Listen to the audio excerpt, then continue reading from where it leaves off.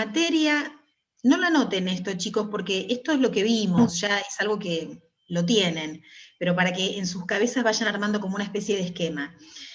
Nosotros vimos niveles de organización biológica, es decir, que hablamos del nivel químico, el celular, el tisular o de tejido, órgano y sistemas. Hablamos de las funciones vitales en general. Vimos algunas cuestiones que tienen que ver con la célula, con pasaje de sustancias a través de la membrana, y después nos metimos en sistema nervioso. Cuando nos metimos en sistema nervioso, vimos generalidades del sistema nervioso desde lo macroscópico, visto desde afuera, es decir, qué funciones tiene el sistema, su clasificación en central y periférico, la subclasificación dentro del periférico, en somático, autónomo y entérico. Y después nos metimos, acá me está avisando Vanessa que alguien empieza hoy, que debe estar desesperado por lo que estamos hablando. ¿Quién empezó hoy? ¿Qué tal, profe? Buenas noches, yo, Manuel. Hola Manuel, ¿cómo estás? Bueno, esto que estoy contando rápido, en realidad es algo que lo vimos despacito.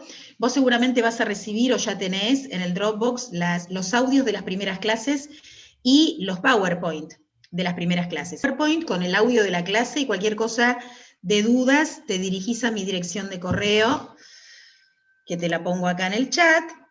Pero la idea es que vayas viendo las clases, ¿sí? Para poder avanzar en lo que viene. Si me esperan un segundito, texto disparador para poder trabajar algún tema en particular, y eso va a ser la clase, digamos, previa al parcial. El tema de hoy, músculo. ¿Estamos? Bueno, entonces arrancamos.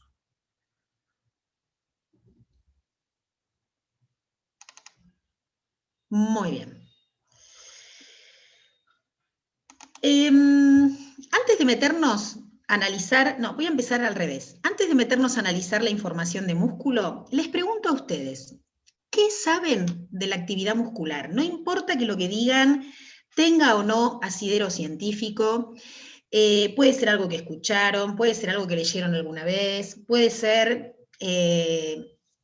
algo que estudiaron o no, algo que intuyen.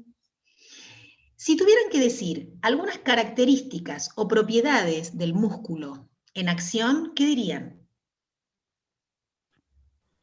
Que el estímulo ayuda al desarrollo muscular, el estímulo muscular. ¿A qué estímulo te referís, Nicolás? Al entrenamiento, por ejemplo.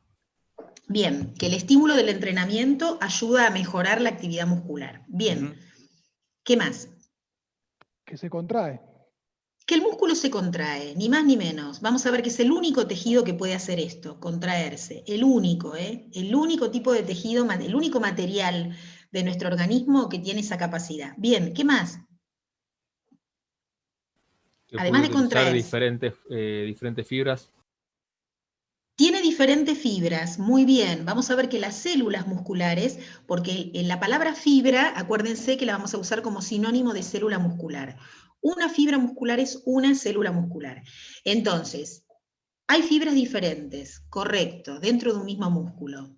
Hay algo de las células musculares que ya lo mencionamos cuando vimos sistema nervioso. A ver quién se acuerda. ¿Qué característica tiene una célula muscular que es parecida a la característica que tiene una neurona, por ejemplo? La forma que tiene. Es excitable. La forma no, justo la forma no, porque la neurona tiene forma estrellada y la fibra muscular va a tener forma alargada, forma de uso, pero alguien dijo otra cosita por ahí. Forma de uso. Que es excitable. ¿Qué es excitable? Bien, ¿verdad que me estoy perdiendo todas las fotos? ¿Quién dijo que es excitable? Nicolás Molina. Nicolás, digo las fotos, pero ustedes me entienden, es cómo se enciende la camarita, porque muchos están sin cámara. Bien, no es una crítica, pero me encantaría verlos. Yo entiendo que es mucho más cómodo tener la cámara apagada y poder hacer lo que uno se le da la gana en su casa, lo entiendo perfectamente. Pero bueno, acostumbrada a la presencialidad, poder verlos y verlas me permite a mí el intercambio. Siempre digo lo mismo, ver las caras de no entiendo nada, las caras de sí lo entendí, la cara de duda de que ahí viene una pregunta, para mí es importante eso. Así que dentro de lo posible, traten de estar, ¿sí? Bien, una célula excitable. ¿Y cómo habíamos definido una célula excitable? Está muy bien eso. A todos la pregunta, ¿eh? ¿Qué era una célula excitable? Una célula que podía hacer ¿qué cosa? Reaccionar ante el estímulo. Bien, reaccionar a un estímulo. Entonces nuestra célula muscular también va a reaccionar a un estímulo. Bueno, buenísimo, dijeron un montón de cosas que son propias del músculo. Entonces ahí vamos. Las funciones de este tejido muscular. Por un lado, produce movimientos corporales, porque justamente la contracción del músculo es lo que va a hacer que pueda desplazar una palanca ósea. Esto lo vimos en anatomía. Para los que no vieron, acuérdense que siempre doy ejemplos, pero los explicamos. Un músculo se contrae, tira desde sus inserciones y mueve una palanca ósea. Bien. Por otro lado, estabiliza posiciones corporales. Nosotros vimos que hay músculos que a lo mejor se contraen simplemente para fijar un segmento del cuerpo. Si yo estoy escribiendo o estoy trabajando con el mouse, para liberar el movimiento de la mano del mouse, tengo músculos que me fijan o estabilizan el hombro, o estabilizan la escápula, porque si yo no tuviera esa estabilización, me costaría mucho controlar el movimiento finito de la mano. Entonces, hay músculos que estabilizan posiciones. Almacena y moviliza sustancias en el organismo. Vamos a ver que el músculo es depósito de algunas sustancias. Por ejemplo, es uno de los grandes depósitos de glucosa. La glucosa va a tener, y lo vamos a ver la clase que viene, dos lugares donde se va a guardar en nuestro organismo. Por un lado en el hígado y por un lado en el músculo. Después vamos a tener glucosa dando vueltas en sangre, pero los dos grandes lugares de depósito son músculo e hígado. Además de almacenar glucosa, se almacenan grasas en el músculo y otras sustancias. Por otro lado, el músculo genera calor. ¿Qué quiere decir esto de generar calor? Que al trabajar, al moverse, va a gastar energía, y ese gasto de energía se va a traducir en una pérdida de calor, ¿sí? Bien, dentro de las propiedades del músculo, hay una que le es exclusiva, que es justamente la contracción o la contractilidad. Las tenemos acá las propiedades. De estas 5, que vamos ahora a recordar cuáles son, la contractilidad es exclusiva del músculo. ¿Qué es la contractilidad? Es la capacidad que tiene un músculo de acortar sus dimensiones. Eso solamente lo puede hacer el músculo. Ustedes me dirán, bueno, pero yo puedo acortar la piel. Si yo agarro así la piel, sí, pero no lo puede hacer por sí misma. La piel por sí misma no logra contraerse. Tiene otras formas de reaccionar la piel, pero no la contracción. Un tendón, que no es tejido muscular, el tendón es tejido fibroso, por eso es de color blanco, tampoco se contrae. Se puede tensar, se puede estirar, pero no se contrae como el músculo.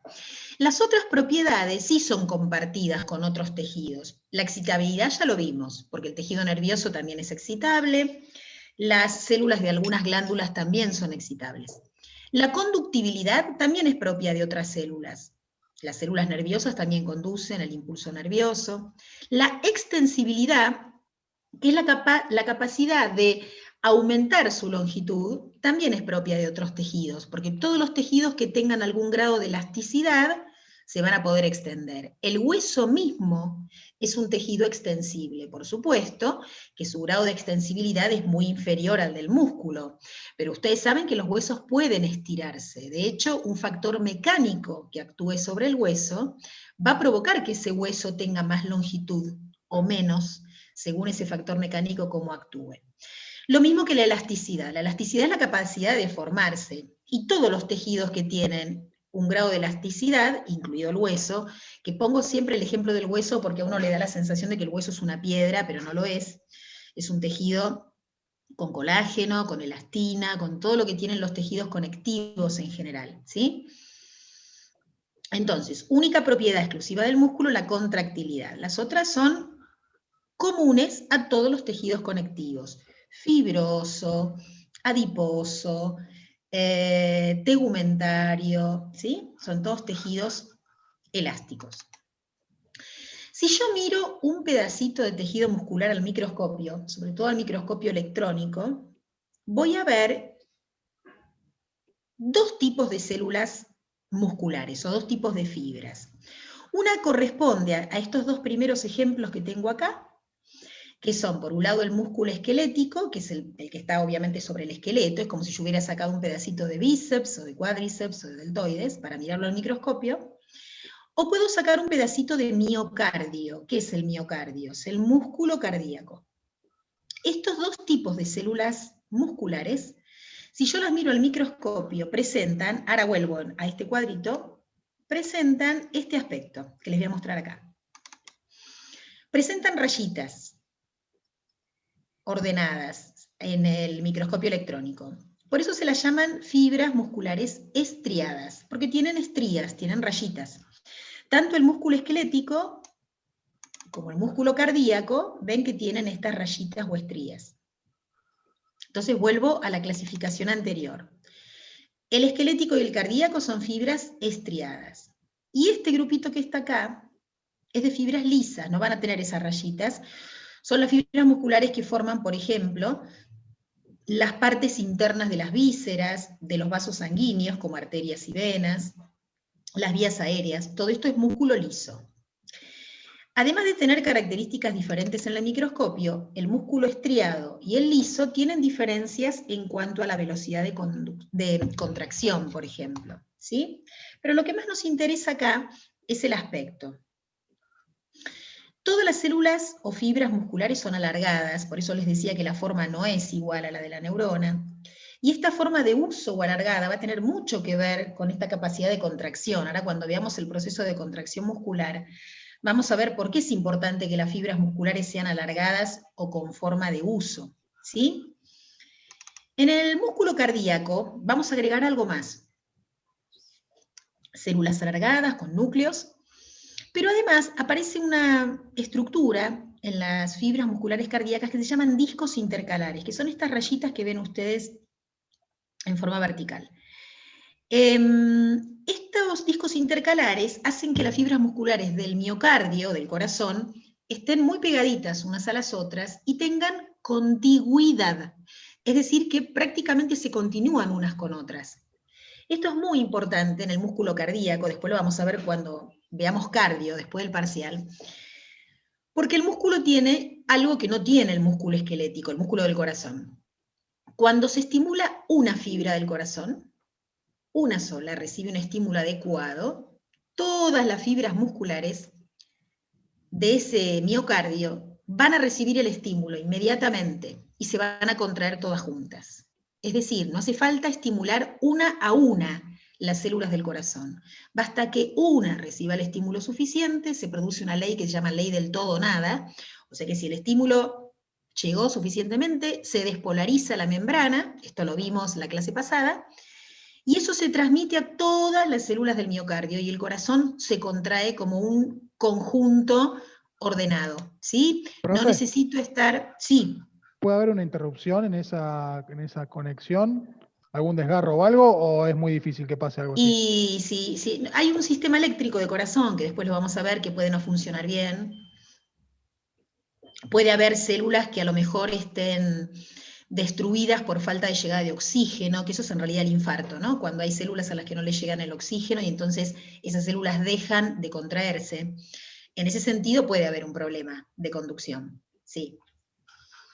Bien. Profe, discúlpeme, usted dijo que tan solo era necesario un solo impulso en una célula para que, digamos, sea un efecto dominó, por decirlo de alguna manera, ¿no? Exacto. O sea, que todos, bien.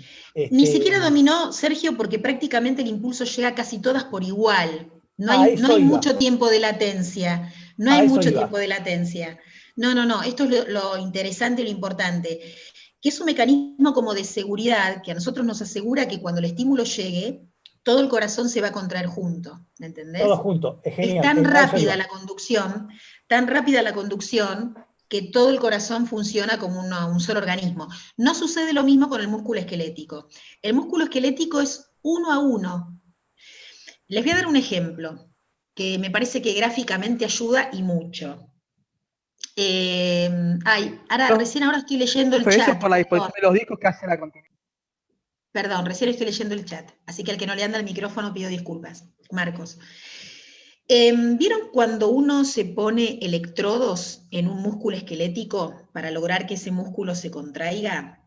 Yo siempre digo los electrodos de Jessica Sirio, pero pueden ser cualquier otros. Bueno, ustedes quieren que el músculo se contraiga y necesitan poner por lo menos 2 electrodos, pueden ser más.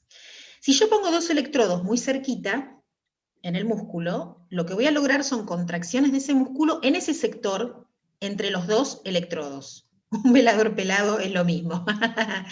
Bueno, no quiero decir tanto, ¿no? Desconozco cómo funcionan los electrodos de Jessica Sirio, lo dije en broma. Pero si yo pongo más electrodos y los pongo más separados, abarco más fibras musculares. ¿Por qué? Porque como la estimulación es 1 a 1, yo me tengo que asegurar con los electrodos abarcar la mayor cantidad de fibras posible si yo quiero trabajar todo el músculo. No me basta con poner 2 electrodos y asegurarme que todo el cuádriceps se va a estimular, ¿se entiende? Porque en el músculo esquelético la estimulación es 1 a 1. Quiere decir que para cada fibra muscular está la llegada de un terminal nervioso. Después vamos a ver que un mismo axón de una neurona puede abarcar varias fibras musculares, pero cada fibra recibe un estímulo, ¿sí? A diferencia del corazón, que no hace falta. Bien, y por último el músculo liso, que yo les decía que es el músculo propio de... Ven que el aspecto es diferente, si bien esto es un dibujito que refleja lo que sería... Bueno, la derecha sí es una imagen de un preparado coloreado, pero el de la izquierda es un dibujito, y no se ven las estrías propias de las fibras, son prácticamente lisas, ¿sí? Y esas fibras son propias de los vasos sanguíneos, no requieren una contracción tan intensa, es más bien una contracción más lenta, tiene como otras características de acción, ¿sí? Pero son fibras que se contraen, por ser fibras musculares.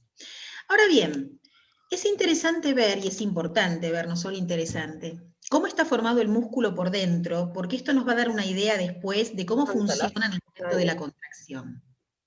Nosotros tenemos, por un lado, una parte contráctil del músculo. ¿Cuál es la parte contráctil? Obviamente la propia del músculo, el músculo propiamente dicho. Todo lo que vemos acá en rojo es la parte contráctil del músculo. Hijo de puta.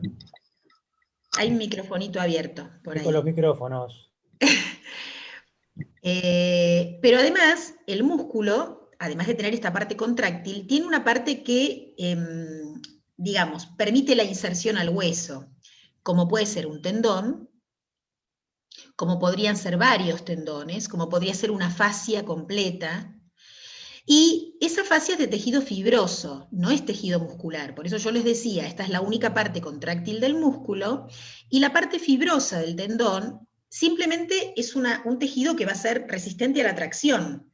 Para que ese músculo se pueda contraer, tengo 2 partes tendinosas, agarraditas del hueso, que están intentando estirarse para que ese músculo se pueda contraer. ¿Se entiende la imagen?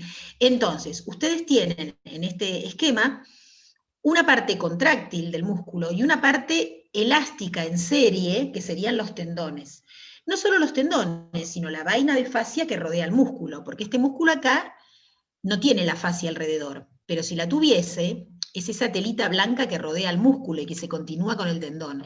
¿Vieron cuando ustedes compran pollo y le quieren sacar la piel al pollo, y entre la piel y lo que es la carne o el músculo del pollo hay como una telita transparente? Eso es fascia. Para poder llegar al músculo, yo retiro la fascia. Bueno, acá está retirada. Pero miren ustedes qué sucede en el interior del músculo. Esto es como si le hubiéramos hecho al músculo un corte transversal, ¿sí? Adentro hay un sistema de compartimentos o paquetitos. Los primeros paquetes que veo acá se llaman fascículos. ¿Y están rodeados de qué? Rodeados también de tejido fibroso, que reciben distintos nombres. A mí estos nombres no me interesa demasiado que lo sepan. El de afuera se llama perimicio, el de adentro se llama epimicio, y después el de cada una de las fibras musculares se va a llamar endomicio. No me importa los nombres, pero sí esta imagen de compartimentos, de paquetitos. Son paquetitos envueltos en membrana. Entonces, tengo el músculo completo, tengo los fascículos y tengo las fibras musculares, que era cada una de las células musculares. ¿Por qué el sistema compartimentalizado? Porque, acá se los voy a mostrar más grande, Este sistema de compartimentos, que se sigue haciendo cada vez más chiquitito, porque después nos vamos a meter adentro de una célula muscular para poder hablar de contracción, permite que esos paquetes rodeados por membranas se deslicen unos sobre otros. Y este va a ser la esencia de la contracción muscular, el deslizamiento de los paquetes. Yo digo de los paquetes, ¿no? Pero bueno, los paquetes es la imagen. La idea de la compartimentalización también nos permite entender que las lesiones no siempre abarcan la misma cantidad de estructuras. Vieron que el desgarro es el concepto de la ruptura del músculo, es la lesión de ruptura muscular. Si yo hablo de un desgarro fibrilar, estoy hablando de lesión de fibras, o sea, de algunas células musculares. Pero si yo hablo de un desgarro fascicular, ahí voy a estar hablando de ruptura de fascículos. Es más grave en cuanto a la cantidad de estructuras que abarca que si digo un desgarro fibrilar. ¿Se entiende entonces? Bien. Profe, ¿alguna vez escuché de desgarros grado 1, grado 2? ¿Tiene que ver con esto? Bueno, los desgarros están determinados por la cantidad de estructura que está rota y muchas veces por la separación que tiene también esas estructuras que se rompieron. Son varias las características que definen a un desgarro grado 1, grado 2, grado 3, pero medianamente tiene que ver con esto, con la cantidad de estructura que abarca, ¿sí? Bueno, muy bien. Profe, perdón, profe, le hago una pregunta. Sí, esto tiene que ver también la recuperación del músculo, ¿no? O sea, depende de esto. Obviamente. En realidad depende de varias cosas, porque depende de qué lugar se haya desgarrado el músculo, si ese desgarro estuvo cerquita del tendón o no. Pero en general, el tamaño, digamos, define bastante la gravedad del cuadro primero y el tiempo de recuperación, seguro. Sí, una cosa es la fibra y otra cosa ya el conjunto, sí. Bien, totalmente. Bien. Además hay pequeños desgarros fibrilares que los tenemos diariamente y ni nos enteramos cuando hacemos actividad por eso, física. Sí. Espérenme un chiquitín que alguien me está hablando por el chat. ¿Qué duda de la fibra muscular, Marcos? Me planteas la duda acá por el chat, ¿verdad? Sé más específico con la duda de la fibra muscular. Fibra muscular dijimos que era una célula muscular, o sea, cuando hablamos de fibra lo usamos como sinónimo de célula. Así como decimos neurona, célula nerviosa, bueno, fibra, célula muscular, ¿sí? Bueno, volvemos. En esta imagen ustedes tienen una terminal de un nervio, que ahora vamos a ver cómo se produce la unión neuromuscular. El músculo, el tejido conectivo sería esa fascia, como yo les decía, es esa membrana que recubre, ¿sí? Los paquetitos o fascículos, la célula muscular, que acá está enorme, y dentro de la célula muscular vamos a encontrar miofilamentos de proteína.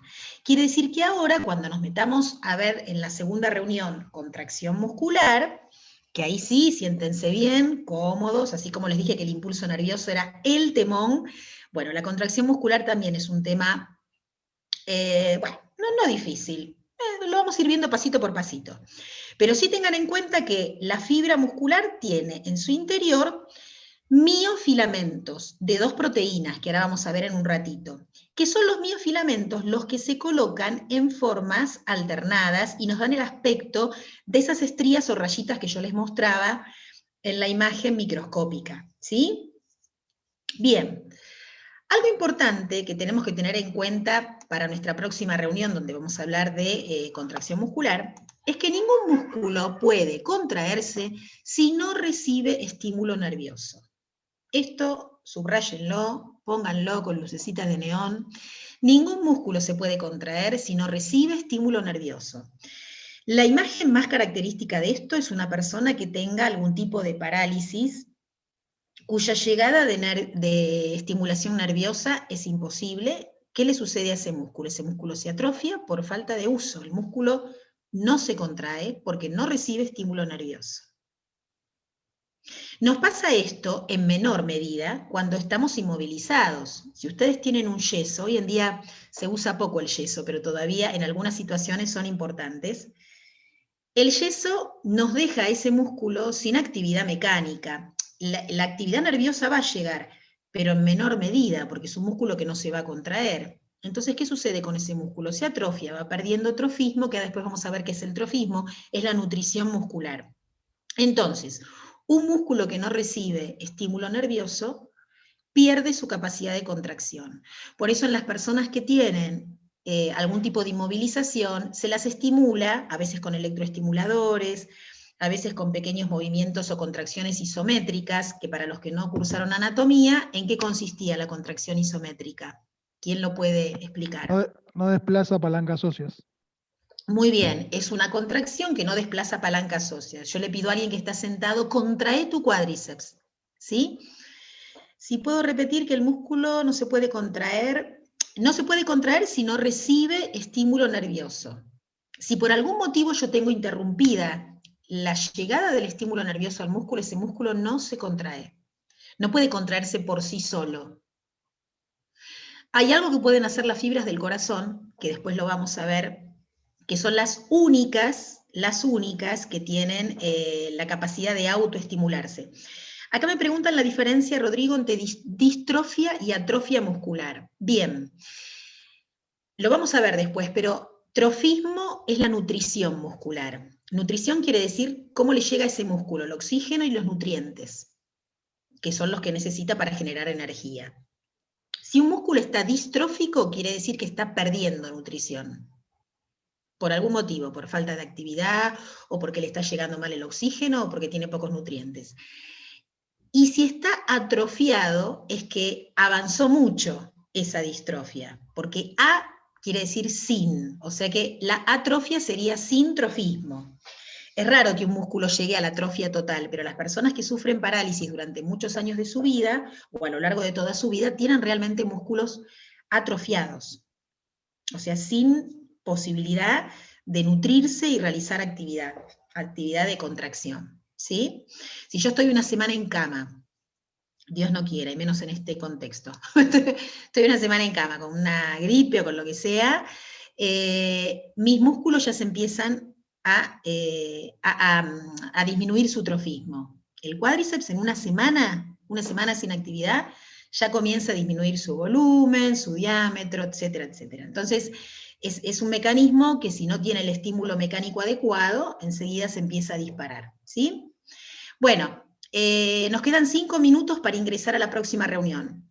Corto, se estiran un poquito, se mueven, que tienen unas caras de cansados, algunos que no se pueden.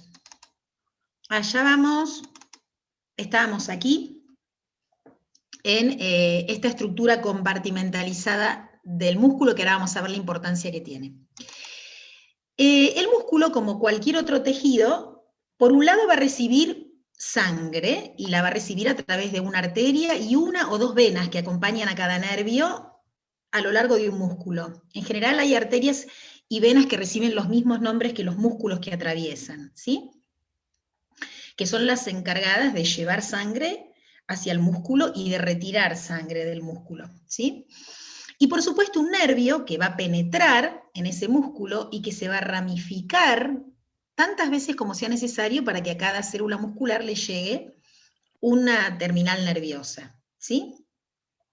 Las neuronas encargadas de estimular a un músculo se las van a llamar neuronas motoras somáticas, porque van a darle motricidad a esos músculos del cuerpo. Los axones de esas neuronas, ¿cómo es? Miguel, que no estuvo acá, los axones eran la terminal de una neurona, de una célula nerviosa, que podía viajar, digamos, o que podía extenderse mucho. De hecho, yo puedo tener una neurona en el encéfalo eran los órganos que estaban dentro del cráneo, y un axón de una de esas neuronas recorrer todo el cuerpo hasta llegar a un músculo del dedo chiquito del pie, por ejemplo, ¿sí? Bien. Llegamos a la terminal de ese axón, de ese nervio, de esa terminal nerviosa, y a una fibra muscular. Y fíjense que esta imagen es una imagen muy parecida a una que vimos la clase pasada. ¿Cómo se llamaba este encuentro entre dos células excitables? Sinapsis, muy bien. Esta es una imagen de una sinapsis. Para que nos ubiquemos, esto es la terminal nerviosa de un axón, que podría ser un axón que se ramificó. Bueno, una de esas terminaciones, de esas ramificaciones, termina acá. Y esta que está acá es una fibra muscular, ya no es otra neurona, es una fibra muscular, es una célula muscular. La membrana de la célula muscular se llama sarcolema, y empiecen a prestar atención a todas las palabras que empiezan con sarco, porque el prefijo sarco quiere decir músculo. Entonces, sarcolema es el nombre de la membrana de una fibra muscular. Esa membrana que nosotros vimos la clase pasada, que tenía 2 capas de fosfolípidos, proteínas, dando vueltas, que era una membrana selectiva porque dejaba pasar algunas cosas y otras no. Bueno, esta es la membrana, pero de la fibra muscular, que tiene una particularidad. Si ustedes la observan bien, esta membrana en algún momento presenta invaginaciones, es decir, como pliegues. En nuestro organismo, en nuestro cuerpo, hay muchas estructuras que tienen esta forma, pliegues. ¿Para qué están presentes los pliegues? Para que entre mucha superficie en un lugar reducido. Es decir, que si yo tomo esta membrana y la estiro, voy a tener una membrana muy extensa, pero si yo la tengo replegada o con pliegues, logro que esa gran membrana me quede en un espacio chiquitito. Y es muy importante que haya mucha membrana de contacto entre la terminal nerviosa y la fibra muscular. Yo me tengo que asegurar que ese impulso nervioso que vimos la semana pasada llegue a la fibra muscular. ¿Quién se acuerda, para que le vayamos explicando a Miguel, cómo llegaba el impulso nervioso acá? No hace falta que digan todos los pasos, pero ¿qué era el impulso nervioso, en definitiva?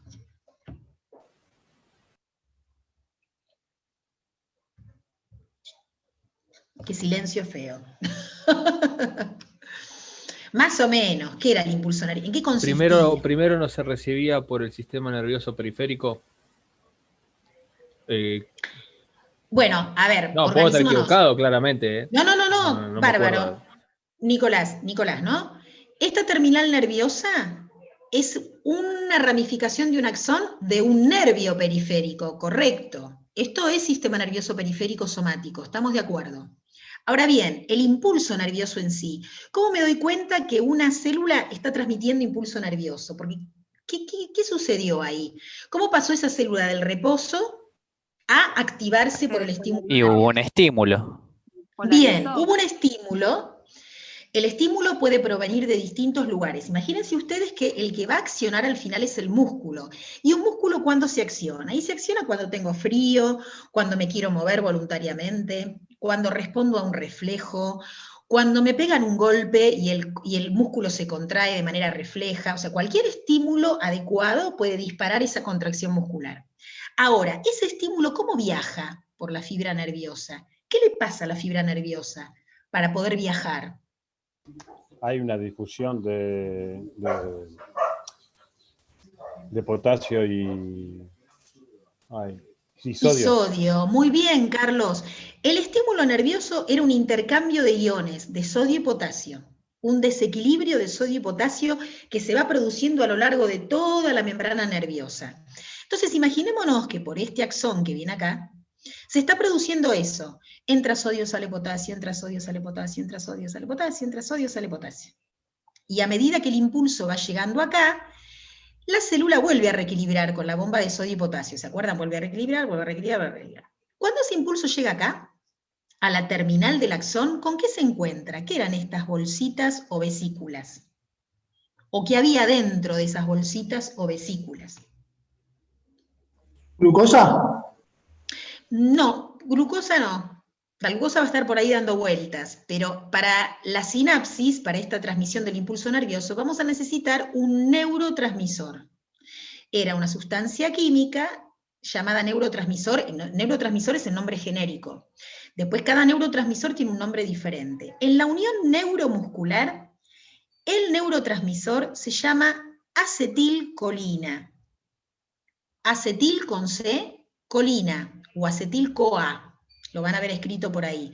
Es el nombre del neurotransmisor que necesito para que el impulso nervioso pase al músculo.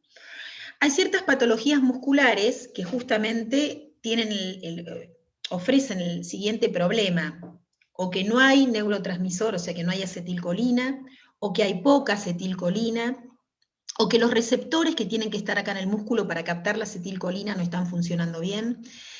En algunas miopatologías degenerativas se produce eso. Entonces tenemos problemas, llega el impulso nervioso, pero ese impulso no logra pasar al músculo, ¿sí? Entonces, llega el impulso nervioso y abre estas vesículas, liberando el neurotransmisor. ¿Cuál es el neurotransmisor? Acetilcolina. Y esa acetilcolina es captada por receptores de la membrana del músculo. Una vez que se acopla el neurotransmisor a la membrana del músculo, el impulso nervioso ingresa en la fibra muscular, que eso es lo que nosotros necesitamos, que el impulso esté dentro de la célula muscular. Este es el primer paso de la contracción, aunque les haya parecido complicado, es el primer paso, que es la llegada del estímulo nervioso a la fibra muscular, ¿sí? Antes de ver esta diapositiva, no, esta sí la podemos ver, otra de las que sigue, no los quiero complicar con los pasos de la contracción para que no se vuelvan locos y locas con los nombres, pero vamos despacito, ¿sí? Yo les dije que dentro de la fibra muscular de la célula había miofilamentos de proteína. Esos miofilamentos están constituidos mayoritariamente por dos proteínas que se llaman miosina y actina. Las van a escuchar por ahí como proteínas contráctiles. ¿Por qué? Porque son las proteínas que van a permitir la contracción. No es que la proteína en sí sea contráctil, pero intervienen en la contracción muscular. Esta proteína miosina forma miofilamentos gruesos y la actina forma miofilamentos finos. Esperen con esta diapositiva que les muestro la imagen y después volvemos. Yo acá tengo la fibra muscular ampliada.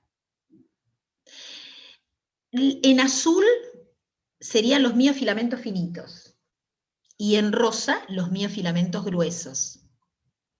Un poquito más ampliado, la imagen de abajo, repito, los miofilamentos azules, no porque sean azules en la vida real, están simbolizados así, ¿eh? Los azules son de actina, que son los finitos, y los gruesos son de miosina. Abajo los tienen más ampliados todavía. Todos los miofilamentos gruesos y finos están dispuestos de esta manera, intercalados. Y eso es lo que daba el aspecto de estrías o rayitas al músculo esquelético cuando lo veía en el microscopio electrónico. Entonces volvemos a la diapositiva anterior. En la fibra muscular o célula hay miofilamentos. Esos miofilamentos están compuestos de proteína. Miosina y actina se llaman las proteínas, que conforman los miofilamentos gruesos y los miofilamentos finos.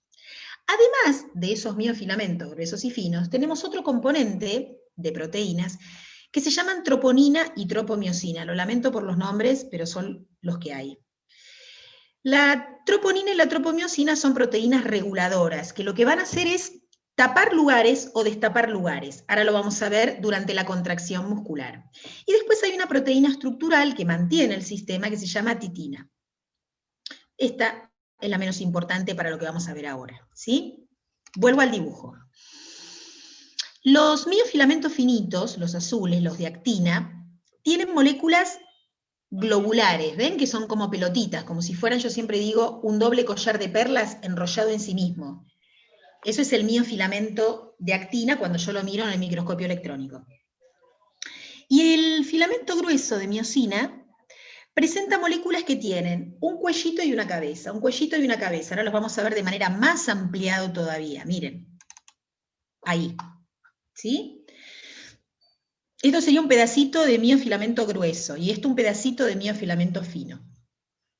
Acá aparecen las proteínas reguladoras, la tropomiosina y la troponina, que las tienen en verde, que están en determinados lugares del miofilamento fino. Bueno, voy a contarles primero en cómo está dispuesto todo esto en una fibra muscular que esté en reposo. ¿En reposo qué quiere decir? Que a la fibra todavía no le llegó el estímulo nervioso necesario para contraerse. Pero no es que está completamente relajada la fibra. La fibra está en un estado de semitensión permanente, que a eso se denomina tono muscular. El tono muscular es un estado que tienen nuestros músculos como de preparación para lo que va a venir, ya sea relajación o actividad. pero nunca están completamente relajados los músculos, ¿sí? Bueno, entonces, en una fibra en reposo, los miofilamentos finos y gruesos no están unidos. ¿Por qué? Porque entre ambos se interpone una molécula que se llama ATP, que la vamos a dilucidar la clase que viene, que es una molécula, ya la mencionamos en la clase pasada, es una molécula que encierra energía, pero todavía no estoy usando esa energía. Se llama adenosín trifosfato.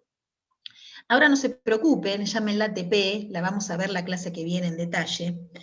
Pero esta molécula se interpone entre el miofilamento grueso y el fino. O sea, está impidiendo la unión, pero esto sucede en todos los miofilamentos. Quiere decir que entre cada lugarcito que ven acá, entre el filamento grueso y fino, hay moléculas de ATP. ¿Se entiende esto? Cada molécula del miofilamento grueso... ¿Es como una capa más, profe? Es como casi una capita más. Tenés varias moléculas de ATP ahí tapando lo que se llaman los sitios activos de actina. En reposo, cada molécula de miosina y cada lugar de actina tiene acá una molécula de ATP en el medio, que impide que estos miofilamentos se unan. Eso es nuestra célula muscular en reposo. Por eso algunos autores dicen que en realidad para que el músculo esté en reposo se requiere energía. No es que se requiere energía porque tengo que liberar energía, sino que necesito moléculas energéticas tapando la fibra fina y la fibra gruesa. Y les voy a dar un ejemplo muy morboso, pero que justamente por ser morboso me parece que es muy figurativo. Cuando uno se muere, algunos músculos están contraídos. Y para poder relajarse, necesitarían que estas moléculas de ATP energéticas se vuelvan a poner interponiendo entre los filamentos gruesos y finos. Pero ¿qué ocurre? Cuando nos morimos no hay posibilidad de generar moléculas energéticas. Entonces, ¿qué ocurre con estos filamentos que están unidos y contraídos? Se quedan así, y eso es la rigidez cadavérica. La imposibilidad de relajarse porque no puede interponer moléculas energéticas entre los miofilamentos finos y gruesos. Pero volvamos a nuestro ejemplo de célula en reposo. Nuestra imagen o foto de reposo es filamento grueso, con sus cabecitas moleculares, moléculas de ATP en el medio y filamento fino. Ahí arranca nuestra fibra muscular en reposo, pero ya habíamos visto que había llegado el estímulo nervioso.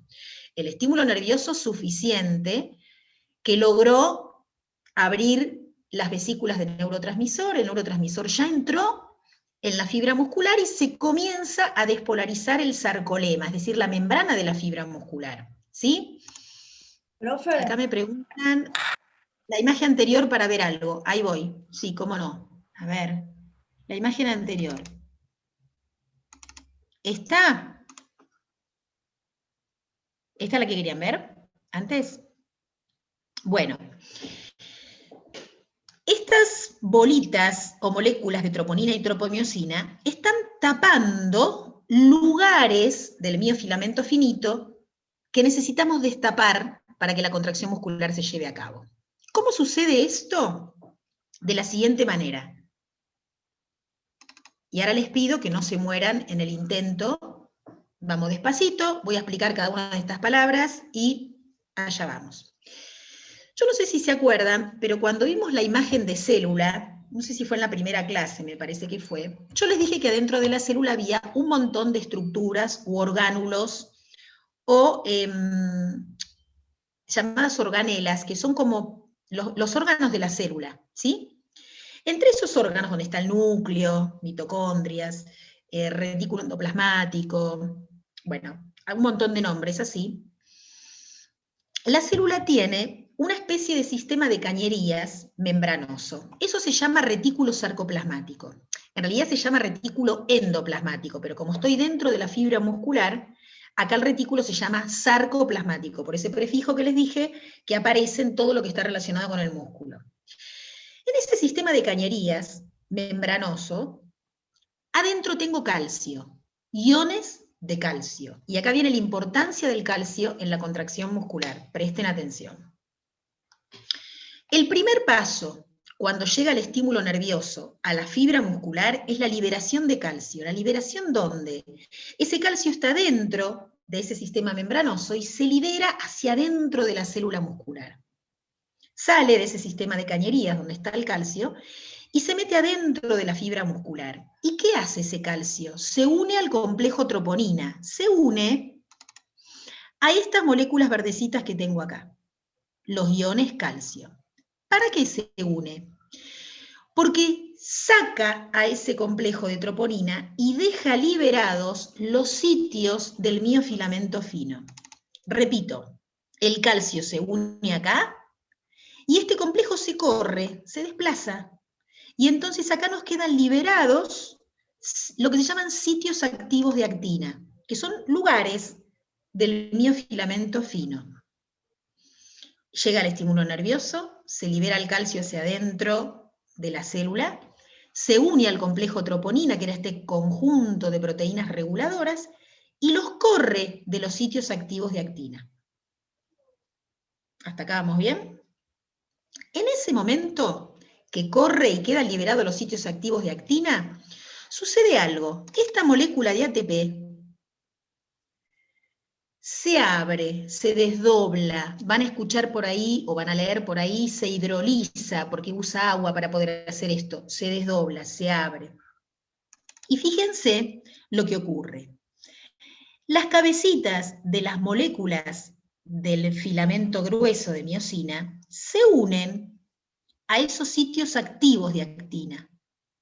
Esos espacios que habían quedado liberados, bueno, esas cabecitas se unen. Y vieron que acá cada molécula de miosina tiene una cabeza y un cuello, ¿lo ven?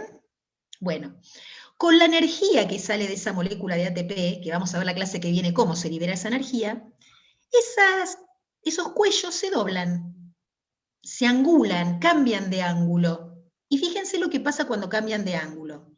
Miren esta imagen, todos los cuellitos en esta dirección.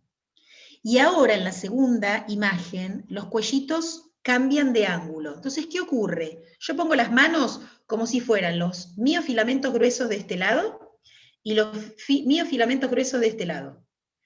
Si cambian el ángulo, hacen esto. Y como están unidos al miofilamento fino, los miofilamentos finos se desplazan hacia el centro. Miren, esto es lo que ocurre con la fibra relajada. Los filamentos gruesos se unen a los finitos, cambian el ángulo, y cuando cambian el ángulo, estos vienen para acá y estos vienen para acá. Y arrastran los miofilamentos finos hacia el centro. ¿Hacia el centro de dónde? Hacia el centro de ese pedacito de fibra muscular. En cada pedacito de fibra muscular sucede lo mismo. Ese pedacito de fibra muscular se llama sarcómero, que es la unidad más chiquita que yo necesito para que se produzca la contracción muscular. Entonces voy otra vez desde el principio. Llega el estímulo nervioso, paso 1, con todo lo que vimos de sinapsis, neurotransmisor, acetilcolina, etcétera, etcétera. Ese estímulo nervioso libera, ay no, perdón, esta no era la diapositiva, era esta.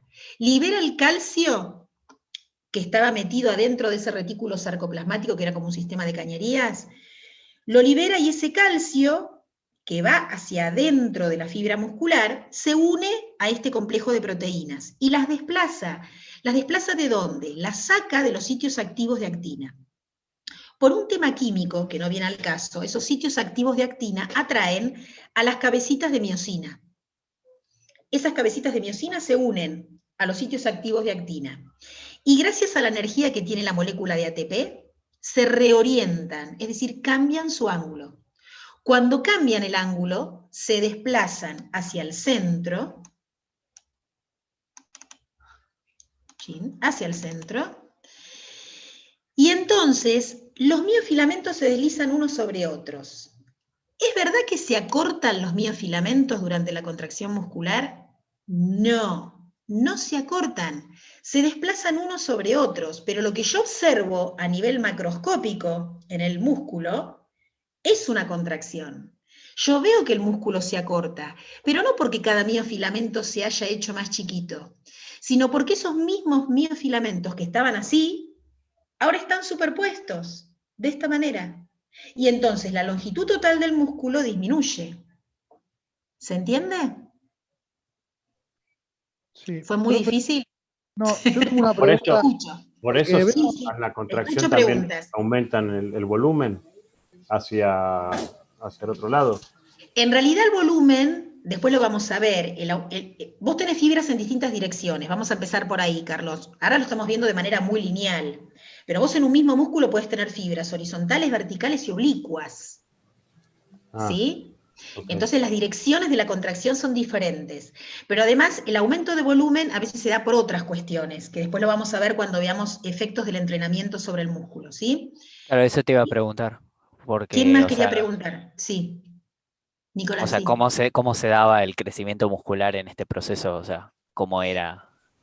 En realidad el Pero, concepto de hipertrofia, que después claro, tiene que ver con el aumento del músculo, hay distintas teorías, hay algunas que, ahora lo vamos a ver en la tercera reunión, pero algunas tienen que ver con la mayor cantidad de fibras musculares en un mismo volumen, o sea que hay quienes dicen que con determinado tipo de entrenamiento vos aumentás la cantidad de células musculares. Y hay otros que dicen que lo que aumentás es el diámetro de cada fibra muscular. Es decir, que lo que aumentás es el tamaño de cada fibra muscular. De hecho, el consumo de proteínas aumenta el diámetro de las fibras musculares porque en realidad lo que produce es un ingreso de líquido a la célula. Las proteínas en general lo que hacen es atraer líquido a donde están concentradas. Entonces, en general, la persona que consume proteínas junto con el entrenamiento lo que hace es aumentar, además de la cantidad de proteínas, una cierta retención de líquido. Esto casi inevitable, porque la proteína tiene como una función osmótica de llevar líquido hacia donde está concentrada. Entonces te quedan entre las células cantidad de líquido, eso también aumenta el volumen del músculo, ¿sí? Después vos tenés obviamente un aumento de tamaño que tiene que ver con la hipertrofia provocada por el ejercicio. Bien. Profe, una sí, pregunta. Natalie. Por ahí soy una pregunta media pava, quizás no lo Olvídate, sé, pero no hay preguntas pavas. cuando vos haces ejercicio, ese líquido de la proteína, ¿no lo eliminás? Y no, como que no se afloja, digamos, como el músculo. Y depende. La eliminación de líquido, que ya la vamos a ver en el capítulo cuando hablemos de renal y de hidratación, la eliminación de líquido se da por sudor, por orina y demás. Lo que pasa es que cuando vos tenés una dieta hiperproteica, la retención de líquidos es muy importante y a veces la sudoración o la orina no compensan ese aumento de líquido que vos incorporaste con la dieta. Por eso hay gente que combina, que después vamos a ver que esto trae sus consecuencias fisiológicas, combina la dieta hiperproteica con diuréticos y demás, porque lo que tratan después es de eliminar ese líquido que se metieron con la, con la dieta. El consumo, claro. Justamente para que el aumento de volumen no tenga que ver con una hinchazón propia de la retención de líquidos, ¿me entendés? Con edema, ni nada. Pero líneas generales, depende cuánto vos ingieras y depende cuánto vos elimines. Ese interjuego de equilibrio se va a dar la diferencia. Una persona que esté haciendo un tratamiento prolongado con corticoides también genera una gran retención de líquidos. Claro, eso por eso. No tiene que ver con un aumento del músculo. Claro, por eso. El aumento de volumen no significa aumento de fibras.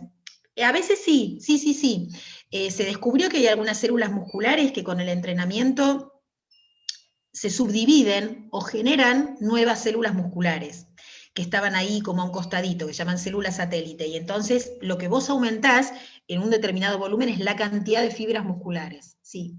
Y cuantas más fibras musculares tenés por volumen, más capacidad de fuerza podés desarrollar. Por eso es interesante ese tipo de trabajo, ¿sí? Bueno, entonces, acá les muestro una imagen donde se ve de muy cerquita una molécula de miosina del filamento grueso y unas moléculas del filamento fino. Cómo cambia el ángulo de este cuellito y cómo esto hace que el filamento fino se desplace. ¿Ven? Acá está la línea de la flecha. Entonces, con esto avanzo con una más y vamos a la pausita. ¿Cómo se relaja entonces una fibra muscular que ya estaba contraída con todos sus miofilamentos desplazados? Bueno, una vez que ese potencial de acción o ese impulso nervioso se propagó, el calcio vuelve al retículo sarcoplasmático, vuelve donde estaba, a ese sistema de membranas. mediante una bomba de calcio. ¿Qué era una bomba como sistema de traslado de sustancias? ¿Qué era la bomba de Era un sodio? sistema de traslado con gasto de energía. Bien, con gasto de energía porque tiene que mover el calcio de donde hay poquito a donde hay mucho. Entonces, hay una bomba que lo vuelve a llevar al calcio al retículo sarcoplasmático, lo vuelve a llevar al lugar donde estaba para la próxima llegada de un impulso nervioso, ¿sí? Los complejos troponina y tropomiosina vuelven a tapar los sitios activos de actina, vuelven a tapar. Y para que el miofilamento grueso y el fino se despeguen, se interpone una molécula de ATP. Y ahí todo vuelve a su posición inicial. El calcio vuelve, troponina y tropomiosina vuelven a tapar el sitio activo de actina, y el filamento grueso y el fino se separan porque una molécula de ATP se vuelve a poner en el medio. Y ahí tenemos otra vez la foto del principio, lista para cuando llegue un próximo impulso nervioso. Si esto no vuelve a su estado inicial por algún motivo, el músculo no puede contraerse. Imaginémonos, por ejemplo, un aumento de impulsos nerviosos por unidad de tiempo. Muchos impulsos, no le doy tiempo a la fibra que se relaje. ¿Qué puede pasar? Puede pasar que esa fibra tenga lo que se llama una contracción tetánica, quede contraída permanentemente, pues yo le meto impulso, impulso, impulso, impulso, impulso, y no le doy tiempo a esa fibra que se relaje. Esto a veces se busca como efecto fisiológico, se busca por algún determinado motivo. Pero en líneas generales, si yo estoy haciendo actividad física, yo quiero que mis músculos se relajen, para que cuando le vuelvo a dar un estímulo, estén listos otra vez para poder contraerse. De ahí también los periodos de descanso que hacemos entre una serie y otra, no solo por una cuestión neuromuscular, también por una cuestión metabólica, lo vamos a ver la clase que viene, para que ese músculo recupere ciertos sustratos energéticos para que pueda volver a contraerse. Y para no generar un efecto de fatiga muscular que puede tener que ver con una sobreestimulación neuromuscular. Esto que estamos viendo ahora, ¿no? Que lleguen muchos estímulos por unidad de tiempo y yo no le dé tiempo a esa fibra para que se relaje. Yo necesito que todo esto que les conté vuelva a su estado inicial. Esto que yo conté dura milisegundos. Imagínense ustedes que entre que un músculo se contrae y se relaja pasó todo esto que acabamos de contar. Estamos hablando de tiempo récord para que esto suceda, ¿sí? Es importante que conozcan los pasos de la contracción muscular, sí que es importante. Que conozcan cómo se suceden, en qué orden y por qué el músculo necesita energía para contraerse.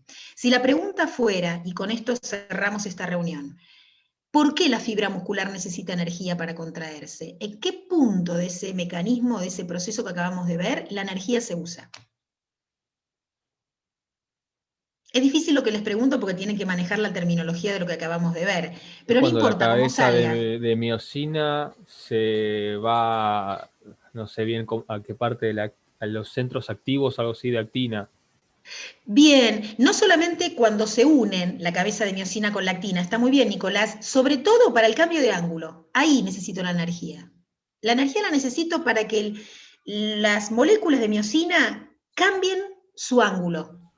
Ese es el punto donde necesito la energía. ¿Sí? Cambien el sentido, claro. Exacto, y ese cambio de ángulo es lo que provoca el deslizamiento. Ese cambio de ángulo es lo que provoca el verdadero desplazamiento de los miofilamentos. ¿Sí? Hacia el lado contrario. Exacto.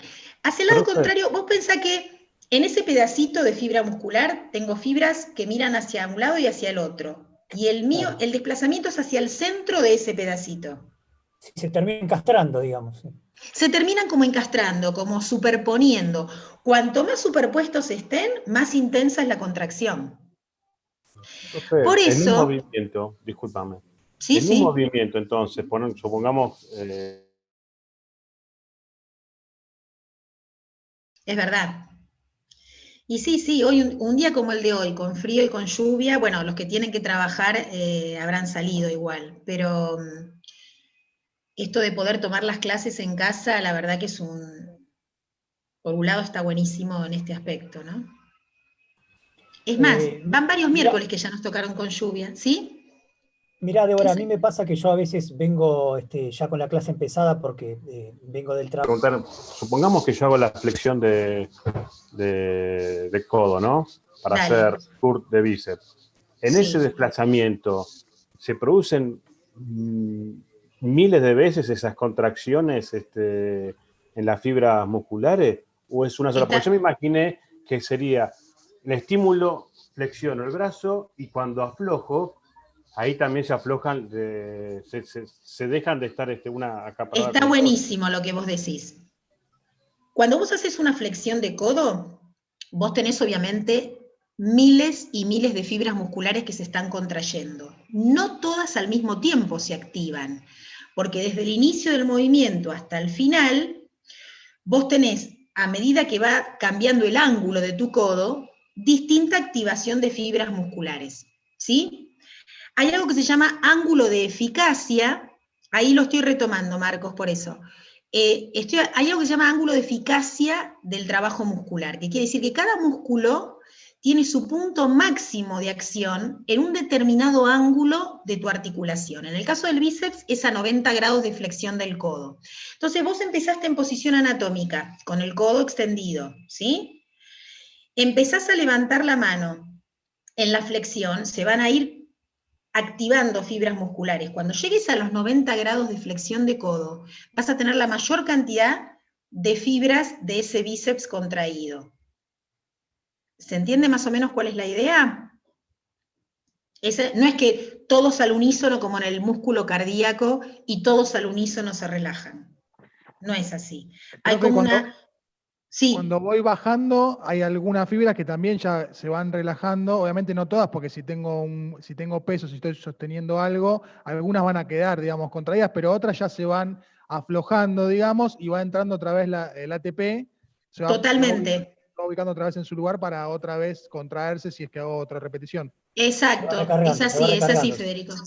Pero no es que se produce en milésimas de segundos todo ese proceso. Sí, pero si vos mantenés dura miles de segundos, pero si vos mantenés contraído el bíceps, están llegando estímulos nerviosos ahí que te mantienen la contracción. O sea, no se produce sí. Está bien, okay. No es que indefectiblemente una vez que pasó el impulso nervioso, la fibra se relaja. Si le llega otro estímulo antes de que se relaje, la fibra permanece contraída, que es lo que vos hacés cuando sostenés en una contracción isométrica la contracción muscular, ¿sí? Ahora vamos a recordar, esto es un concepto anatómico, pero les va a venir bien ahora para entenderlo desde la fisiología, los tipos de contracción muscular, ¿sí? Porque entonces vamos a ver qué pasaba desde el punto de vista mecánico, pero qué pasa a nivel fisiológico. ¿Se acuerdan que las contracciones musculares eran dinámicas, cuando yo desplazo palancas óseas? Esto lo recuerdo, pero lo digo rápido para los que no estuvieron en anato. Son isométricas cuando yo mantengo la contracción sin mover palancas, esto de sostener un peso, ¿sí? Pero además puedo. Piensen en el bíceps, que es el ejemplo que usó Carlos y que estamos imaginando todos. Puedo flexionar el codo y acercar los puntos de concentración, o puedo separar la pesa, ir extendiendo el codo muy despacito y hacer una contracción excéntrica. Pensemos qué le pasa a las fibras musculares en cada uno de estos tres trabajos, ¿sí? Según el proceso que vimos hace un ratito de contracción muscular. Si yo estoy haciendo un trabajo isométrico, por ejemplo, de abdominales en esta plancha, o de músculos lumbares, o lo que fuese, no estoy desplazando palancas óseas, mis músculos están contraídos. Entonces, mis fibras, ¿cómo van a estar? Contraídas. En reposo, desplazadas, contraídas. Contraídas. Van a estar desplazadas. Hay que ver qué grado de desplazamiento, porque depende de la intensidad de la contracción que yo esté ejercitando, pero las fibras van a estar contraídas. Y estoy sosteniendo la contracción. Quiere decir que durante todo el trabajo de plancha van a tener que ir llegando estímulos nerviosos a esas fibras para que se mantengan contraídas. ¿Se entiende? Bien. En un trabajo dinámico concéntrico de cuádriceps, yo estoy extendiendo la rodilla y mi cuádriceps se está contrayendo. Las fibras empezaron acá en reposo y se terminan desplazando a la contracción. Cuando yo bajo la pesa y las fibras se empiezan a relajar, ahora, ¿qué ocurre? Si yo bajo despacito la pesa, las fibras que están contraídas se empiezan a relajar, pero como lo hago despacio, no lo hago a favor de la gravedad, la contracción es excéntrica. Y esto, fisiológicamente hablando, es el trabajo más difícil para las fibras musculares. ¿Por qué? Porque yo las tengo desplazadas hacia el centro, pero las empiezo a alejar contra resistencia. Es decir, trato de separarlas, pero al mismo tiempo hay una fuerza que impide que se separen rápidamente. ¿Qué es lo que sucede cuando hago un trabajo negativo o excéntrico? Se están alejando las fibras de esa posición de contracción, pero contra resistencia. Entonces hay una doble fuerza. Unas que intentan mantenerse contraídas y otras que intentan separar. Es el trabajo en el cual se rompen más fibras musculares, el trabajo negativo o excéntrico. Es el trabajo más exigente para la fibra muscular. Pero es un trabajo, desde el punto de vista biomecánico, muy interesante de hacer, porque esto lo van a ver cuando cursen biomecánica. Hay mucho gesto muscular negativo o excéntrico en el deporte.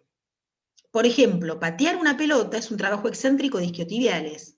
Entonces, hay mucho gesto deportivo que implica que el músculo esté preparado para el trabajo excéntrico. Si mis fibras no están acostumbradas en el entrenamiento a trabajar de manera excéntrica, llámese jugador de fútbol de oficina, juego una vez por semana y entonces de repente voy el fin de semana, juego un picadito y primera pelota que pateo me hago un desgarro de isquiotibial, pero no por no entrar en calor solamente, no porque jugué frío y demás, sino porque la musculatura no está preparada para el trabajo excéntrico, no la trabajo de esa manera. Y si voy al gimnasio, muy pocas personas trabajan en excéntrico. La mayoría trabaja en concéntrico. Esto es algo interesante de tener en cuenta. La fisiología excéntrica es una fisiología que requiere que el músculo esté preparado para estirarse, digamos, contra resistencia. Pero por este motivo, porque fisiológicamente es una situación muy difícil y complicada, que puede llevar a desgarro o a ruptura o a lesión. A veces no se rompe, pero el músculo se distiende, ¿sí?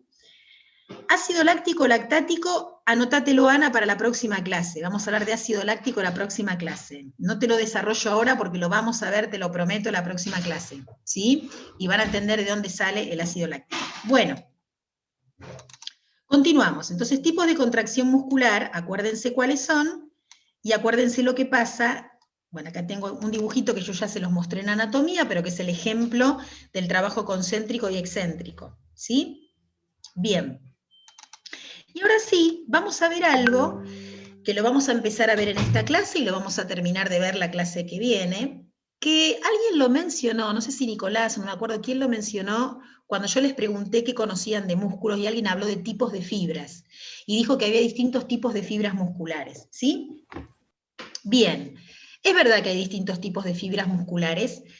Casi todos los músculos esqueléticos son músculos mixtos. ¿Qué quiere decir mixtos? Que tienen distinto tipo de fibras. No hay músculos que tengan exclusivamente fibras de un grupo. Pero lo que sí cambia es el porcentaje de fibras de un grupo o de otro en distintos músculos de nuestro cuerpo. Esto lo van a terminar de entender la clase que viene cuando veamos metabolismo, pero se los presento ahora desde el músculo y esta misma diapositiva las vamos a volver a ver la clase que viene cuando veamos metabolismo. Porque la diferencia de estas fibras tiene que ver justamente con el tipo de trabajo que hacen estas fibras, ¿sí? Según los autores que ustedes busquen, van a encontrar distinta clasificación de fibras musculares. Hay autores que hablan de que hay 5 grupos, 3 grupos, 4 grupos, 2 grupos, 3 grupos, bueno. Acá lo importante es que hay 2 grupos bien diferenciados de fibras. Las llamadas fibras lentas y las llamadas fibras rápidas. Después tenemos fibras intermedias, que están entre las rápidas y las lentas. Acá lo llaman tipo 1, tipo 2, A y 2B. La 2B sería como las que están en el extremo de las rápidas, y acá las 2A estarían intermedias, entre las lentas y las rápidas. La palabra lento o rápido tiene que ver justamente con la velocidad de contracción. Es así de sencillo. Las lentas, si nosotros nos imaginamos una acción lenta, nos imaginamos músculos que se contraen y se relajan utilizando más tiempo, que son músculos que tienen que mantener la contracción más tiempo, y nos imaginamos músculos llamados netamente posturales o estáticos. Todos estos nombres que yo les doy son nombres que aparecen en distintas bibliografías, por eso se los doy para que vean que estamos hablando de lo mismo. Las fibras lentas son las fibras predominantes en los músculos posturales, que ahora vamos a ver cuáles son, o músculos de la estática, o músculos tónicos. Todo esto son palabras que aparecen en las bibliografías. ¿Y cómo se caracterizan estas fibras lentas? Son fibras, y acá empezamos con los nombres que vamos a dilucidar la clase que viene, mayoritariamente aeróbicas, pero la palabra aeróbica es muy conocida. ¿Con qué asocian ustedes aeróbico? Con resistencia. Con La resistencia, o sea, un esfuerzo sostenido en el tiempo. ¿Qué más? Se me vino la respiración, pero ahora no sé si está bien. Muy bien. Aeróbico quiere decir con uso de oxígeno. Con presencia de oxígeno. Muy bien, con uso de ese oxígeno, que vamos a ver cómo las células usan ese oxígeno en la clase que viene. Ejercicio cardiovascular. ¿Cómo, Nicolás? Ejercicio cardiovascular. Bien, se asocia con un ejercicio cardiovascular. Podríamos decir que todos los ejercicios son cardiovasculares, pero cuando uno piensa en aeróbico, uno piensa que necesito de ese sistema cardiovascular que funcione de una determinada manera. Bien, son mayoritariamente aeróbicas estas fibras. Tienen, y ahora sí nos morimos con los nombres, tienen muchos mitocondrias, que las mitocondrias son estructuras donde se fabrica energía, y estas células van a necesitar mucha energía y van a fabricar mucha energía, y enzimas oxidativas. Esto les prometo que lo vemos la clase que viene. Son proteínas que están asociadas con el uso de oxígeno. Una vascularización desarrollada. ¿Qué quiere decir esto? Le llega mucha sangre a estas fibras. ¿Por qué? Porque son fibras que si necesitan que les llegue oxígeno, porque lo tienen que usar, necesitan un gran aporte de sangre. Y como la sangre tiene una proteína en sus glóbulos rojos que se llama mioglobina, que da color rojo, estas fibras suelen ser más coloradas que las rápidas, porque por ahí en alguna bibliografía van a leer fibras rojas y fibras blancas. No es que sean rojas y blancas, unas son más pálidas que otras. Las rojas tienen mucha vascularización, llega mucha sangre, llega mucho oxígeno. Tienen menos número de miofibrillas por unidad. ¿Qué quiere decir? Que no necesito muchas unidades, porque no voy a generar grandes niveles de fuerza con estos músculos. ¿Está bien? ¿Cuáles son los músculos que tienen prioritariamente o mayormente fibras lentas? Por ejemplo, los músculos posteriores de nuestra espalda, para que se den una idea. El cuádriceps, y ahora van a decir, ¿pero cómo? El cuádriceps es un músculo netamente rápido. Ojo, el cuádriceps es un músculo netamente postural. Entonces yo les voy a pedir ahora, yo sé que no tienen ni ganas, porque están todos sentados, no tienen ni ganas de moverse, pero les pido a algunos que se paren. Les voy a hacer una actividad de 10 segundos, no más, 10 segundos. Prometo que son 10 segundos y nos volvemos a sentar. Necesito 2 o 3 que se paren para que vivencien lo que les voy a pedir. Si no, les cuento de qué se trata, como si les contara la película y no la ven. Gracias. Bueno, los que están parados y paradas van a cerrar los ojos. Confíen, es algo fácil, son 10-15 segundos. Coloquen los miembros superiores a los costados del cuerpo, se paran bien con los pies sobre el piso, y les voy a pedir que con los ojos cerrados hagan pequeñitos desplazamientos hacia adelante y hacia atrás sin mover los pies. Balanceos, muy chiquititos. Hacia adelante y hacia atrás, sin mover los pies. Y traten de sentir en esos pequeños balanceos qué músculos se contraen. Ahora después nos cuentan. Solamente sientan en esos pequeñitos balanceos hacia adelante y hacia atrás, hacia los costaditos y hacia atrás, ¿qué músculos se están contrayendo para que ustedes puedan ir hacia adelante y hacia atrás sin desplazamiento de los pies? Registren, registren qué músculos. Nos sentamos y nos cuentan. Gracias. Si hubiéramos estado en el aula, los hago parar a todos, les aviso. Bien, vamos. Yo sentí las pantorrillas y los cuádriceps también. Bien. Los bastos. Los gemelos. Bien, los gemelos, los cuádriceps. Pero vieron que los cuádriceps se contraen. Nuestro cuerpo, siempre que estamos parados, está haciendo estos microbalanceos, obviamente mucho más chiquitos de los que hicieron ustedes. Pero son reflejos de reequilibración, permanentemente, porque nuestra cabeza tiende a ir hacia adelante, entonces nuestra tendencia natural es a irnos hacia adelante, y el cuerpo está todo el tiempo haciendo esos pequeños reequilibrios para pararnos. Quiere decir que el cuádriceps es un músculo netamente postural. Tiene, vuelvo al punto, me fui a la miércoles con esto, tiene muchas fibras lentas, muchas. porque es un músculo que lo necesito para la posición erguida, lo necesito para la postura erguida. Los músculos posteriores de nuestra espalda también son netamente tónicos, netamente estáticos. En el otro extremo de digamos, de este continuum de fibras musculares, tengo las fibras rápidas.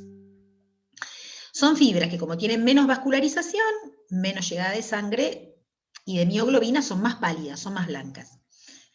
Estas que están acá, perdón, estas son las del extremo. Son fibras que generan más nivel de fuerza, o sea que son músculos que netamente voy a trabajar en actividades que requieran fuerza, con mayor velocidad de impulsos nerviosos. Por eso se las llama fibras rápidas. Como son más rápidas y generan más fuerza, suelen ser más fatigables. Son fibras que se fatigan más rápido y más que las fibras lentas, o sea que no están adaptadas a sostener el esfuerzo a lo largo del tiempo. Y generalmente casi toda la musculatura flexora de nuestro cuerpo tiene gran cantidad de estas fibras. Por lo tanto, todo lo que son flexores de miembro superior, flexores de miembro inferior, llámese isquiotibiales, llámese los músculos flexores de hombro, de codo, tienen mayoritariamente fibras rápidas, con estas características, ¿sí? Ahora bien, estos músculos yo les dije que son todos mixtos, lo que cambia es la proporción de fibras rápidas y lentas. Hay una característica de nuestro organismo que también define la proporción de fibras que tenemos en cada músculo, que es la etnia, es decir, lo que se conoce comúnmente como raza, ¿sí? Ustedes saben que hay determinados biotipos deportivos que son bien característicos de algunas personas que nacen en África, y ahí tenemos los biotipos de los grandes maratonistas. Bueno, ¿por qué? ¿Por qué la etnia define? Porque el hecho de que yo tenga más proporción de fibras lentas o rápidas, de alguna manera me facilita que mi cuerpo, digamos, rinda en determinado tipo deportivo. No es lo mismo el corredor de 100 metros, esto más allá de las otras características que tienen que ver con la altura, pero digamos, la etnia define bastante esta proporción de fibras rápidas o lentas.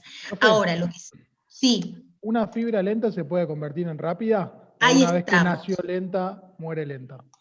Perfecto lo que dijiste. En general, el entrenamiento logra cambios importantes en este grupito que está acá, en las fibras intermedias. Las intermedias son las que más posibilidad tienen, según cómo las entrene, de irse para acá o de irse para acá.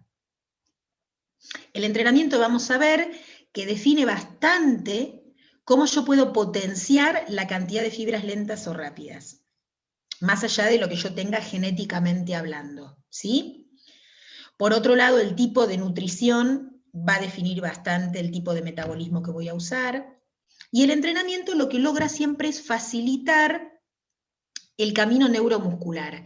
Yo les dije que nuestro sistema nervioso es un sistema plástico, y la plasticidad tiene que ver con eso, con la posibilidad de generar circuitos neuronales. Si yo estimulo permanentemente circuitos neuronales, lo facilito. Entonces, el entrenamiento lo que hace, por un lado, es facilitar el tipo de fibras que yo voy a activar. Si yo hago un entrenamiento netamente aeróbico, mis fibras aeróbicas van a estar plenamente desarrolladas, y probablemente muchas fibras intermedias se conviertan en netamente aeróbicas. Si mi entrenamiento tiene mucho volumen de trabajo anaeróbico y de trabajo explosivo, yo voy a desarrollar estas fibras rápidas, y probablemente muchas de estas fibras intermedias pasen al grupo de fibras rápidas. Esto es lo que hace que, más allá de mi predisposición genética, yo tenga un mayor desarrollo de un grupo de fibras que de otras. ¿Cómo se logra ver qué porcentaje de fibras tengo? Bueno, a veces se hace a través de biopsias musculares. En el alto rendimiento esto existe, la posibilidad de estudiar cómo viene mi porcentaje de fibras. Inclusive se hacen biopsias antes y después de los entrenamientos, no de un día, ¿no? Sino de procesos, para ver justamente si vio la proporción de fibras rápidas y lentas dentro del mismo músculo, ¿sí? Profe, ¿y esto es una cuestión física? Digamos, yo voy a tener más fibras rápidas si hago en el entrenamiento movimientos rápidos, o sea, ¿tiene que ver con eso o con el tipo de entrenamiento? No sé si tener más fuerza o trabajar potencia con fuerza y velocidad, digamos, ¿cómo ¿Cómo se Bueno, mejora? claro, pero Es más justo para esto lo van a ver cuando vean ok. entrenamiento, ¿no? Pero de todos, porque yo la verdad de entrenamiento no soy, digamos, especialista, pero sí desde el punto de vista fisiológico, vos tenés que combinar, justamente en la potencia se da esto, la velocidad de estímulos por unidad de tiempo. Y esto es lo que te marca la diferencia entre lo rápido y lo lento. Que la contracción sea explosiva, pero que tengas varias contracciones por unidad de tiempo, ¿sí? En cambio, cuando el trabajo es sostenido a lo largo del tiempo, que aeróbico no quiere decir una contracción sostenida, quiere decir, por ejemplo, determinados estímulos, una serie, después volvés a repetir la serie, después la volvés a repetir, y eso puede generar un desarrollo aeróbico. Ahora, si vos trabajás pocas repeticiones con mucha carga, esto lo transforma en un trabajo netamente anaeróbico y en un trabajo explosivo. Entonces hay que ver qué tipo de grupos musculares exponés a un trabajo y a otro, y cómo diseñás tu entrenamiento para que el mayor porcentaje de tu entrenamiento busque el desarrollo de determinadas fibras musculares. Los trabajos estáticos, tónicos y estáticos y posturales tienen características muy diferentes a los trabajos explosivos. Claro, entiendo. Bueno, y acá volvemos a un concepto que me preguntaron hace un ratito, que es el tema de la hipertrofia y la atrofia. La hipertrofia se conoce como el incremento del diámetro de las fibras como consecuencia de la producción de miofibrillas, y se logra generalmente con trabajos de fuerza, ¿sí? Más allá de que haya una hipertrofia que puede tener que ver con retención de líquidos, con un aumento proteico en la dieta, esas también son variables que provocan hipertrofia. O son variables que tienen que estar presentes para que yo además pueda desarrollar fuerza. Fuerza siempre es el trabajo que yo puedo hacer de contracción contra una resistencia, ¿sí? O sea que eso lo voy midiendo en la medida que puedo ir venciendo resistencias cada vez mayores. Recuerden que siempre la primera fuerza que yo venzo con mi contracción muscular es la propia viscoelasticidad del tejido, porque yo para que esas fibras esos miofilamentos se puedan desplazar, tengo que ir venciendo la propia viscoelasticidad del músculo, ¿está bien? Pero más allá de eso, después yo puedo agregarle resistencias propias de afuera, de las pesas y demás, de mis propios huesos, de mi propio cuerpo, bueno. La atrofia es la pérdida de masa muscular, de masa. Y esas fibras musculares disminuyen su tamaño a causa de la pérdida progresiva de miofibrillas, que esto se produce cuando el estímulo no es suficiente, cuando ese músculo no se está contrayendo, entonces yo que venía haciendo actividad física de repente dejo de hacer, como en esta pandemia, y entonces muchos músculos comienzan a perder masa muscular, enflaquecen, pierden ese volumen. Esto tiene que ver también con una falta de nutrición, porque al mismo tiempo que ese músculo no se mueve, la cantidad de nutrientes y oxígeno que llegan a esas fibras musculares también decrece. Por eso yo hablo del concepto de nutrición. Trofismo quiere decir nutrición, ¿sí? Bueno, muy bien. Hablamos de fatiga muscular, y esto es algo que dijimos que está muy presente en las fibras rápidas. No quiere decir que las fibras lentas no se fatiguen, ¿eh?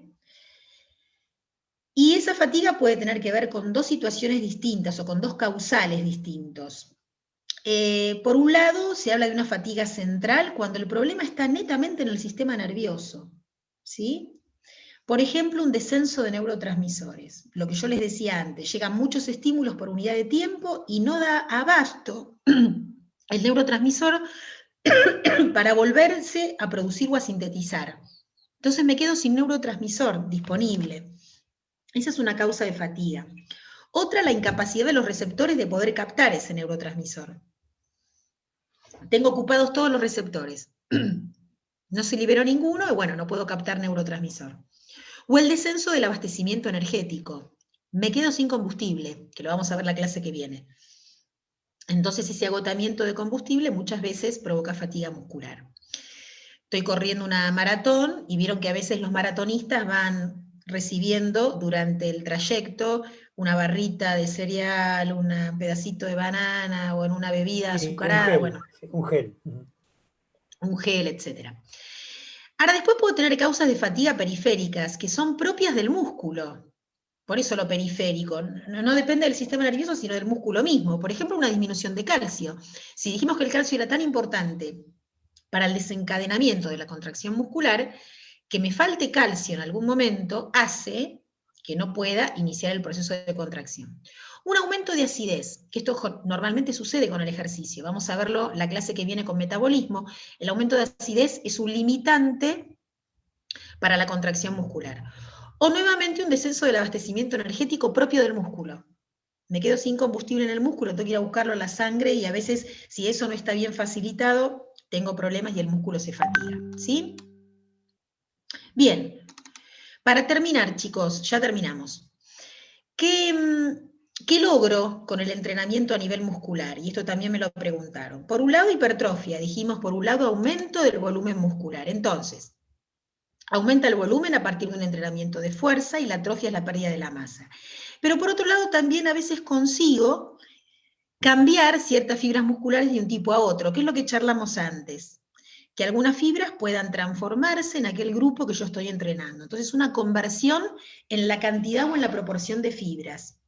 Entonces, aumento de tamaño y reconversión de fibras. Son como los dos grandes efectos que yo voy a buscar en el entrenamiento muscular.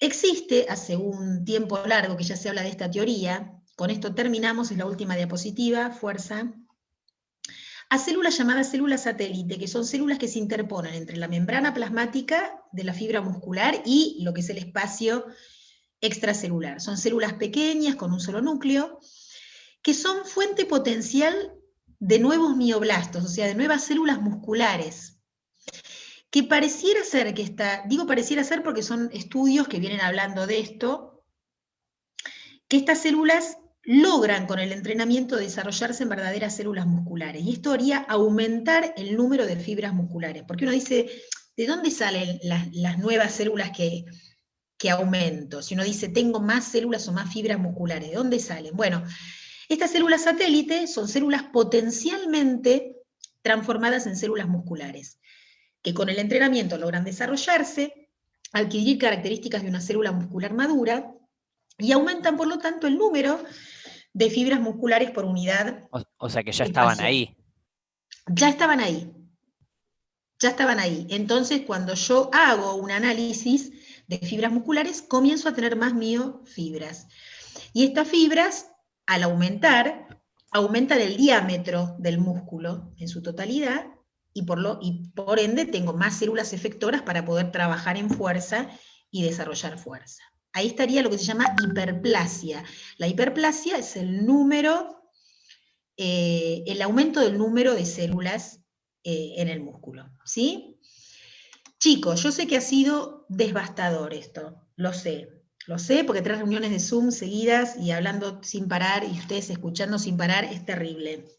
Yo lo que les pido es que con tiempo, a lo largo de la semana, deglutan esta información, como les digo siempre, vuelvan a escuchar, o vuelvan a leer, o vuelvan a hacer una miradita a vuelo de pájaro desde el principio hasta el final, porque como vieron, cada unidad que vemos o cada sistema que abordamos se engancha con el anterior. Hoy mencionamos varias cosas del sistema nervioso, y la clase que viene, que vamos a empezar con metabolismo, vamos a hablar nuevamente de músculo, y vamos a hablar nuevamente de célula. Entonces, es importantísimo que lo vayan viendo esto y lo vayan incorporando para ir entendiendo lo que sigue.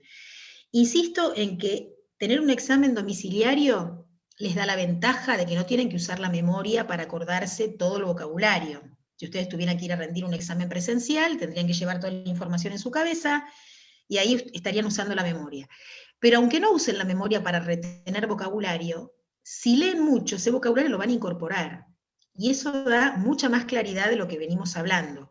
Todas las palabras que usamos hoy, que no las llegamos a desarrollar, las vamos a usar la semana que viene. Vamos a volver a hablar de aeróbico, anaeróbico, de mitocondrias, de ATP, de miosina, de actina, de célula nerviosa, de transporte activo, de iones. Lo vamos a volver a usar todo. Entonces yo les pido por favor que lo lean, porque eso los va a ir familiarizando con los temas y van a hacer que cada clase se aproveche mejor. ¿Estamos? Yo sé que hoy no dan para más, pero hoy no. Pero bueno, dentro de unos días, cuando se despejen, le dan una leidita, o el mismo día, si pueden, o el día anterior, una leída bien fresquita, y ahí entramos al tema nuevo. Acuérdense que faltan 2 clases, Y basta de alabarme y decir que son chupamedias, porque después siento que no es genuino lo que están diciendo. Prefiero creer que sí. Bueno, nos vemos el miércoles que viene. Descansen y cuídense mucho, ¿sí? Listo, profe, gracias. Un beso grande.